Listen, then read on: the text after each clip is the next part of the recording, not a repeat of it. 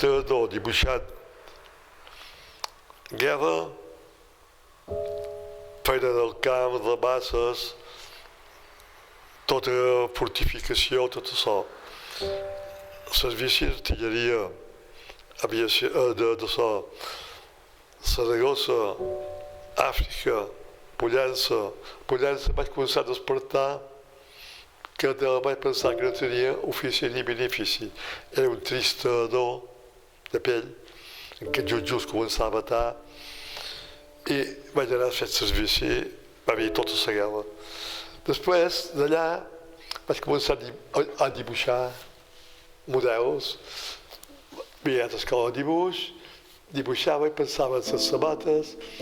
Vaig començar a dir, pintaré model, no puc portar aquí de fora perquè el paisatge, Port de Pollença, i si veuran pensaran que som un espia i després m'encolsaran.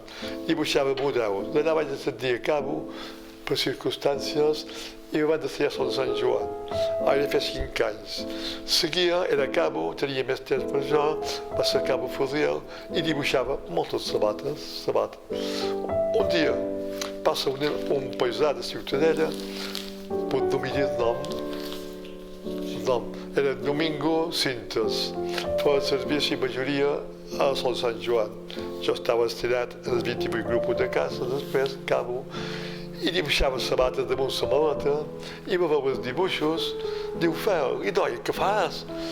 Diu, jo te'n puc vendre si vols a llum major, cada setmana vaig a llum major. Diu, dona'm, ja t'hi vas compte. I li vaig donar 200 o 300 dibuixos, i sempre els anava donant, i ara me dava 300 pessetes, li va donar 1000 i pico de pessetes en 15 dies, allà va, i pensa que es pagui tenia una tenda de comestibles i d'altres porxos, havia estat ell patronista i tot això, i va resultar que me va enviar allà. I la segona setmana que feia feina, aquell home, jo dibuixava sempre sabates, tenia ja. L'home diu, bueno, Fel, escolta, diuen d'allà just, jo.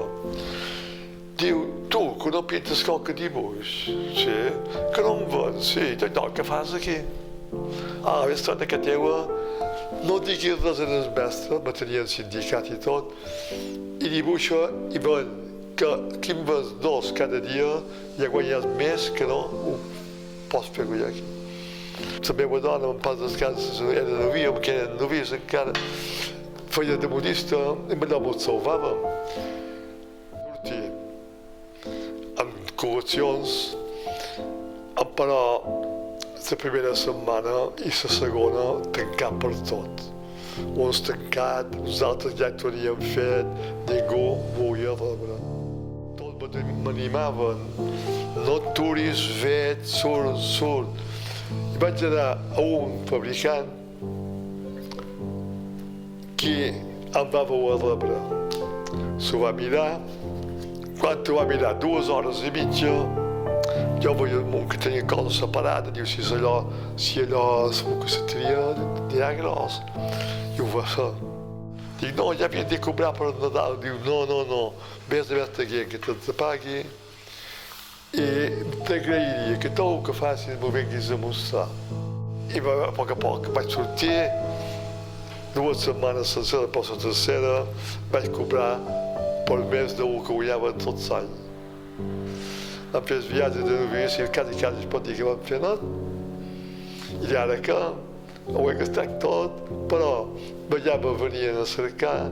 Quan me n'anàvem amb l'avió, hi havia avió de comerç, quan me n'anaven tots els fabricants que se n'anaven a entregar el vestuari, me veien i deien, allà va, que farà cosa, que va de viatge.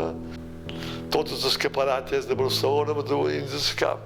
No copiava res, no, tot era inventiva, però de damunt el que veia i estava al dia.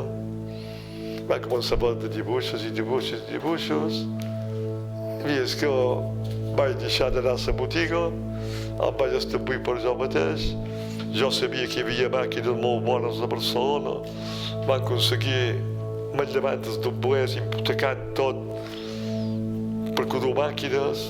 Va arribar a 3 màquines que estaven patrons aquí qui és el Rafel Jofre, en Cofre, és, primer de tot, vaig triar altres professors, però en Jofre va ser el qui, diguem, me va donar l'alternativa.